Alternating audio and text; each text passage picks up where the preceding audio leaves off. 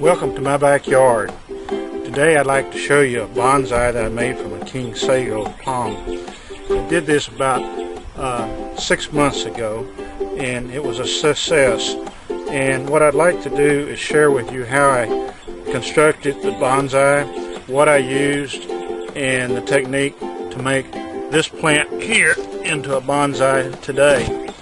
The difference that I used in my video than other people have used is that they use sphagnum moss, and I don't have that available in South Texas, and so what I've substituted is sphagnum moss, not sphagnum moss, but Spanish moss. And you can get Spanish moss out of the trees, and I have a lot of it here, and that's why I used it. And I wanted to see if I could use Spanish moss instead of sphagnum moss in growing the bonsai. And in the trees, it covers a lot of our oak trees here in South Texas.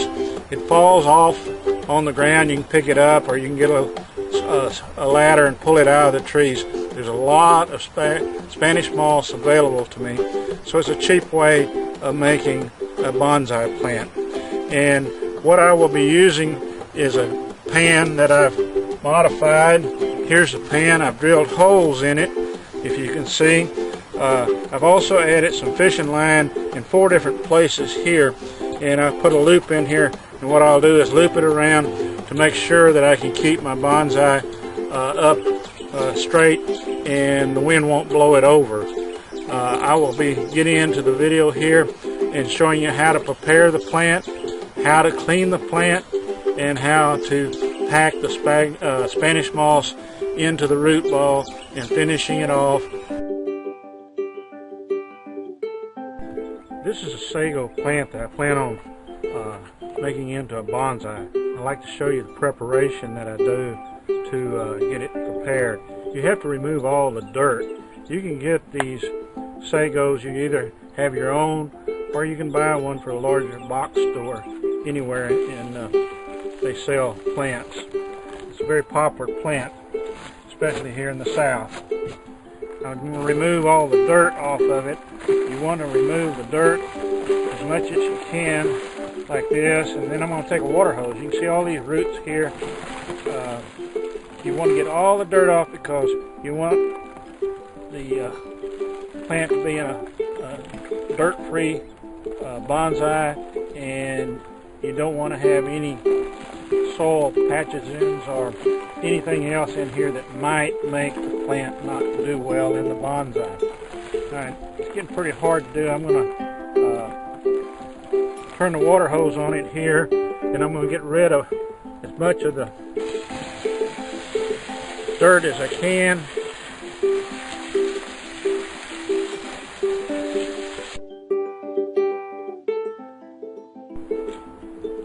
As you can see, I've washed all the dirt out of the sago, the king sago root ball here, and you really want to do a real good job of removing the dirt and get all of it because it's important to the health of your bonsai. What I'll be doing is packing this with the Spanish moss that I've collected, and what you have to do with Spanish moss, it normally has stems and sticks. You want to remove them, and then I soak it in water overnight before I use it. Back with you. I'm getting my moss ready to pack into the sago, and what I'm going to do, you want to pack this moss in here as tight as you can get it in between the root balls. Try to separate the roots as much as possible from each other. So we're going to be stuffing and stuffing, and I'm going to probably cut the video off and go ahead and pack it, but you get the idea. You want to get this moss in here and try to separate the roots as much as possible with the moss in here, and it will pay off dividends if you do a real good job at separating your roots in here. I'll catch you up when I get to the next part where I have it ready to go into the pan. I Finally got the root ball packed tight. Take plenty of time and pack it in as tight as you can get it around in the roots without damaging the roots.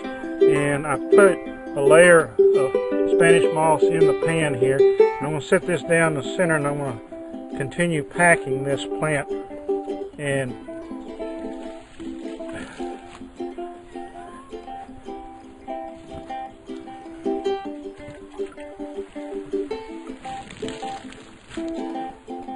as you can see, you're going to get wet doing this, but you want to pack as much in here as possible, tight as possible.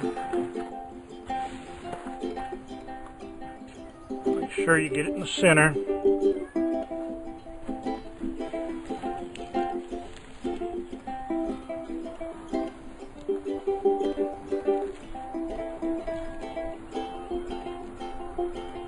This moss, when it hangs in the tree, it's gray and it blows in the wind. Sort of looks ghost-like when it blows in the wind. You get it long and it's out at nighttime and it's moving. Some people have referred to it as a ghost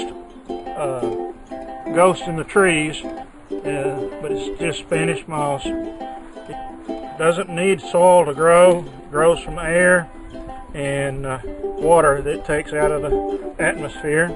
It's starting to look pretty good here. What I'll do here, I'll finish up putting the moss in. I'll pack it in as tight. I'll put all this moss in I have, and then I'll take my strings, pull it around the top, pull it back and tie it in 4 places to keep this straight until the roots spread out into the pan, and that'll happen. This is the second bonsai I've made, so you're journeying along this pathway of another experiment. I do hope this one grows as the other one did, and I'm looking forward to enjoying this bonsai for a long time. And I'll get back with the rest of the video when I finish getting it tied up and showing you what it looks like when it's finished. Welcome back. The bonsai is finished now, and it looks pretty good for a first attempt at a big one like this.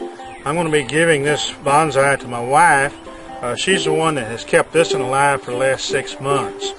She keeps it on the front porch where there's quite a bit of shade, and I would suggest that also. She waters it about every other day, sometime every 3 days, so it gets the water it needs to survive. And I'm very proud of her keeping them alive, but I'm also prouder of her. She just finished a cookbook, published it. It's 208 pages, a lot of recipes, a lot of Texas recipes. They're very good.